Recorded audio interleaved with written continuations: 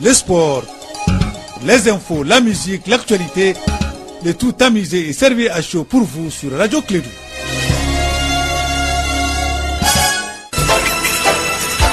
Radio Clédou, le journal avec Sotelma Malitaire.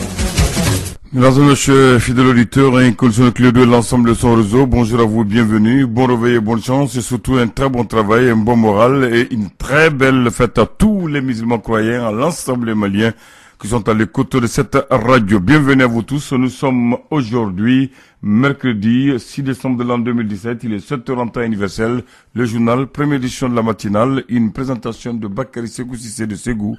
Bakary, bonjour et bienvenue. Et bonjour Abdoulaye et bonjour à toutes et à tous. Bienvenue à cette édition, la première de Clédou Info.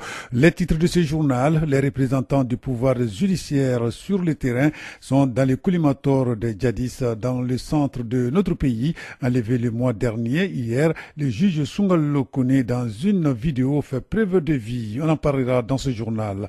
Dans ce journal, créer également une opportunité émergente de l'agriculture écologique et biologique pour le développement nationaux et régionaux. C'est le thème de la 4e conférence ouest-africaine de l'agriculture écologique et biologique qui se tient ici dans notre pays. Avec Fanta Diakité, on vous donnera d'amples informations. Et puis l'actualité internationale, la France est aussi, vous le savez, deuxième client après l'Italie de l'Algérie qui lui vend plus de 90% des hydrocarbures et des produits dérivés. Aujourd'hui, le président Macron sera en Algérie pour une visite de quelques heures. On en parlera dans la page internationale. C'est le titre, le développement dans un instant avec Bakary Cissé.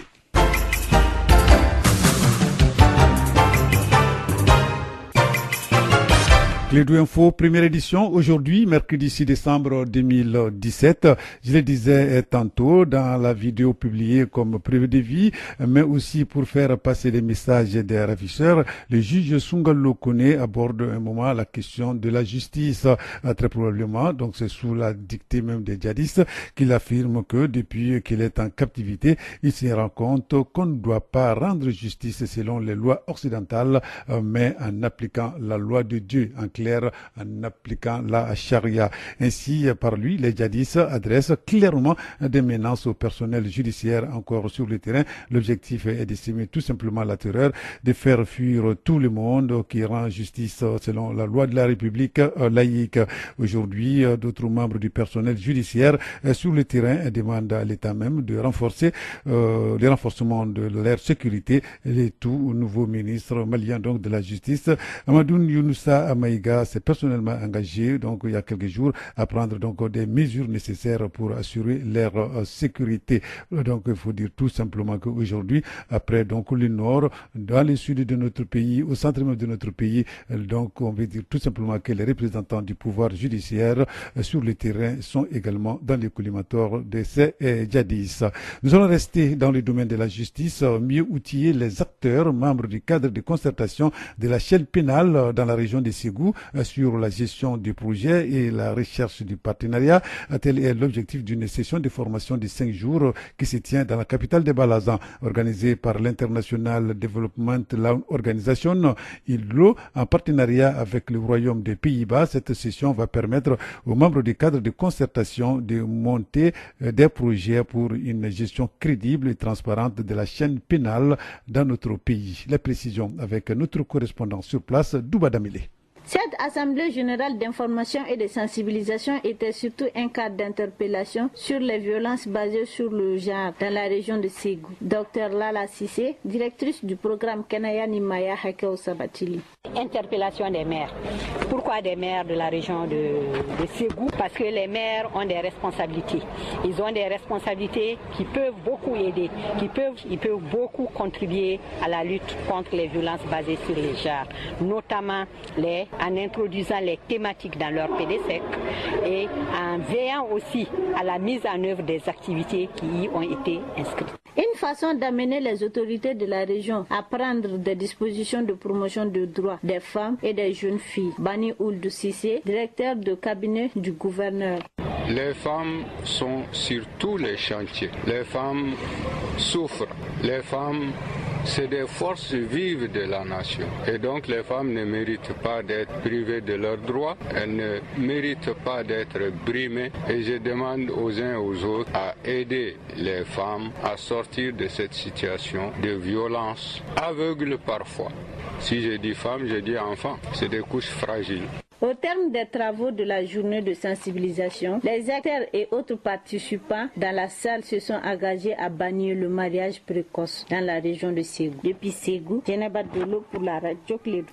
Voilà, vous avez compris, hein, voilà, c'est Djeneba Yepene Dolo qui a pris le devant sur Douba Dambélé. Djeneba nous parlait donc de la communauté internationale et du Mali, donc qui ont organisé les 16 jours d'activisme hein, contre les violences faites aux femmes. Donc à l'instar donc de la communauté internationale et du Mali également. Donc là, cette activité a été organisée à Ségou à l'occasion donc des journées d'activisme qui se déroulent chaque année du 25 décembre au 10 janvier. C'est dans cette lancée que le programme Kenya Ni Maya Hake Sabatili, donc en partenariat avec la direction régionale de la promotion de la femme, de l'enfant et de la famille et bien d'autres structures intervenant dans la promotion du genre, ont tenu hier donc à Ségou une assemblée générale d'information et de sensibilisation sur les formes de violence faites aux femmes. Donc le reportage était signé Yapene et Djeneba Dolo. Maintenant, nous allons retrouver Douba Dambélé qui va nous parler une fois de plus de cette session de formation. Cet atelier de 5 jours est surtout une réponse aux besoins d'appui au fonctionnement du cadre de concertation des acteurs de la chaîne pénale, un des objectifs d'IDLO. Dambélé Aïssa Tambaye, coordinatrice IDLO à Ségou. Le choix de ce thème s'est fait suite à l'évaluation du cadre de concertation des acteurs de la chaîne pénale de Ségou en novembre dernier. Puisqu'un projet est appelé à partir pour que le jour où IDLO ne serait pas là, que le cadre de concertation puisse continuer à soumettre des projets à d'autres partenaires pour que la chaîne pénale à Ségou puisse être renforcée. Un cadre de renforcement des capacités en matière de planning et de gestion pour l'atteinte de plus de résultats. Maître Ousmane Narbert Touré, substitut du procureur près du tribunal de Ségou, vice-président du cadre de concertation. Il faut comprendre que dans ce monde, tout est une question de projet. On ne peut rien bâtir de solide, de consistant, d'efficace, d'efficience sans un projet pour ce qu'il peut nous apporter. Parce qu'aujourd'hui, nous sommes des demandeurs. Également, un demandeur doit solliciter toujours que son projet soit réalisable. Le tout dans le but de permettre aux trentaines de participants de pouvoir améliorer la chaîne pénale au Mali. De Ségou, Douba Dambélé pour la radio Clédou. Voilà, merci Douba Dambélé. À présent, nous allons parler de la création d'une opportunité émergente de l'agriculture écologique et biologique pour les développements nationaux et régionaux. C'est le thème de la 4e conférence ouest-africaine de l'agriculture écologique et biologique qui se tient dans notre pays. Cette technique culturelle est soutenue dans 4 pays de la CEDEAO, à savoir le Nigeria, le Sénégal, le Bénin et le Mali par AOPP. L'ouverture des travaux de 10 jours a eu lieu hier matin. C'est dans un hôtel de la place. Le compte rendu est signé Fanta Diakité. Depuis l'année 2000, l'agriculture biologique a été validée au Mali et repose sur 4 piliers, à savoir la recherche, l'information et communication, le développement de la chaîne de valeur et la coordination de l'agriculture écologique et biologique. D'où l'importance d'une telle rencontre ouest-africaine au Mali sur cette question. Seydou Keita, conseiller technique au ministère de l'Agriculture. La politique de développement agricole au Mali, telle que nous le voulons, repose sur la modernisation de l'agriculture familiale. Nous sommes convaincus que cette option est un facteur de l'émergence d'un secteur équilibré, compétitif et intégré dans l'économie sous-régionale. En outre, elle vise à garantir la souveraineté alimentaire et à faire du secteur agricole le moteur de l'économie nationale en vue d'assurer le bien-être des populations. Cette opportunité d'échanger les expériences entre États à la matière s'avère nécessaire, en croire Simplice Davo Vaudoura, représentant de Wafronet.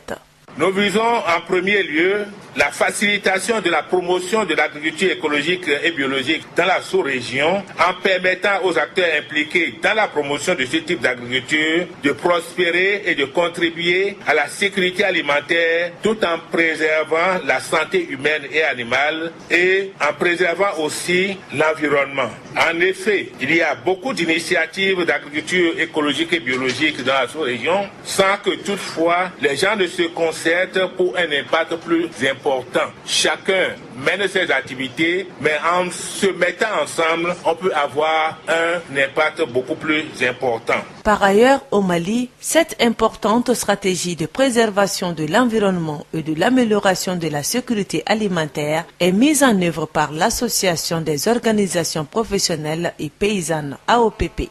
Voilà, merci Fanta Diakité. 7h passées de 10 minutes. Dans un instant, l'actualité internationale.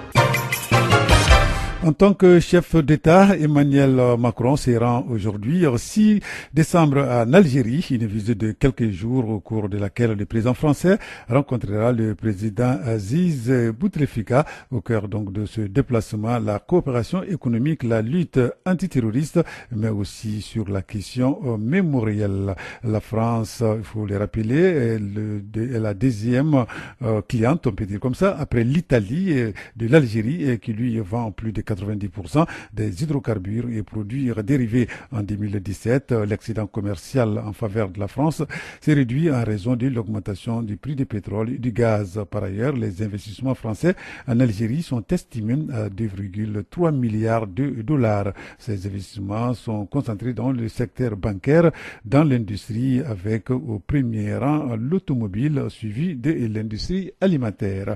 Sur un autre plan, la 19e édition de la conférence internationale sur les sida et les infections sexuellement transmissibles ICASA se tient depuis vendredi jusqu'au vendredi, je vais dire, 8 décembre prochain à Abidjan, dans la capitale ivoirienne. À l'occasion de ce rendez-vous, l'UNICEF et l'UNICIDA s'inquiètent du progrès à double vitesse en matière de prise en charge. Si près de la moitié des séropositifs vivant en Afrique sont sous traitement antirétroviraux, les enfants restent aujourd'hui laissés pour compte de cette prise en charge, particulièrement dans l'ouest et le centre du continent africain.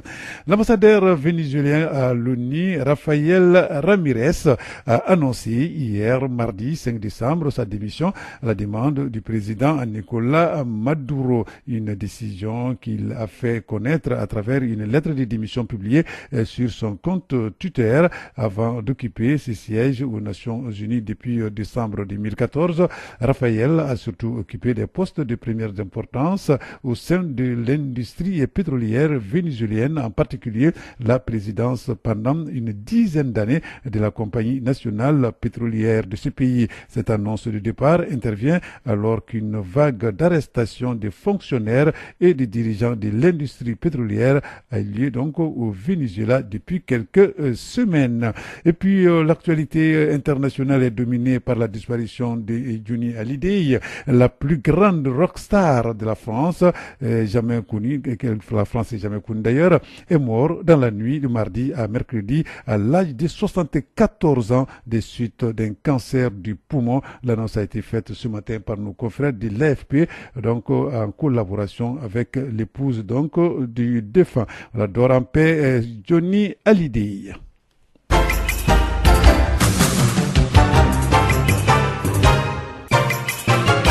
Retour ici à Bamako, un bâtiment imposant pour une meilleure offre de services. La BICIC a inauguré ce lundi son tout nouveau siège dans le quartier d'affaires de l'ACI 2000 ici à Bamako. L'édifice a coûté près de 5 milliards de francs CFA. Le projet de réalisation de l'infrastructure a été confié à des entreprises maliennes et sous-régionales. Les explications avec Mahamadou Kane. Le nouveau siège de la filiale malienne du groupe Banque Sahélo-Sahélienne pour l'investissement et le commerce comporte 8 niveaux avec un sous-sol, un rez-de-chaussée et 4 étages.